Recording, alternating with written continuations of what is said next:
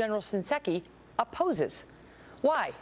Because the real intent of this law is to get some action from the VA on a scandal that has exploded in the last month, with allegations of desperate and sometimes deadly waits for medical care at more than 24 facilities across more than half the states in the union. Here is the president addressing this issue this morning. Once we know the facts, I assure you, if there is misconduct, it will be punished. I expect that full report from Rob next month. We have to find out, first of all, what exactly happened, and I don't want to get ahead of the IG report. I want to see what the results of these reports are, and there is going to be accountability. I am going to make sure that there is accountability throughout the system after I get the full report. I am going to do everything in my power, using the resources of the White House, to help that process of getting to the bottom of what happened and fixing it.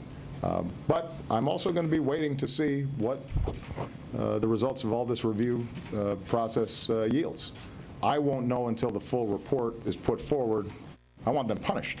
So that's what we're going to hopefully find out from the IG report, as well as the audits that are taking place. So he's waiting for the report. But there has been a report, multiple reports, in fact. Indeed, back as far as 2008, President Obama was reportedly informed of case backlogs at the VA during his transition to the White House. His team was informed, according to the Washington Times, which received a memo pursuant to a Freedom of Information Act request. By 2010, the administration was told of problems with VA staffers gaming the system and specifically acting to hide wait times. It wasn't just, oh, we knew about the backlog. They knew that people were messing with the books to cover up the backlog. They had been warned specifically, don't trust the numbers being sent up to you by the VA facilities. And yet, what did they do? They appear to have trusted the numbers. The GAO, Government Accountability Office, addressed this in a 2012 report, noting that schedulers at 4 VA medical centers hid actual wait times, fudged the numbers, and backdated appointments to meet timeliness goals set by department headquarters. The goal was not to make the books look better. The goal was to make the system better. For months now, the House Veterans Affairs Committee has been pressing the VA for answers on this. And then in April, news broke that as many as 40 veterans may have died at one VA facility alone in Phoenix, waiting for care that would never come.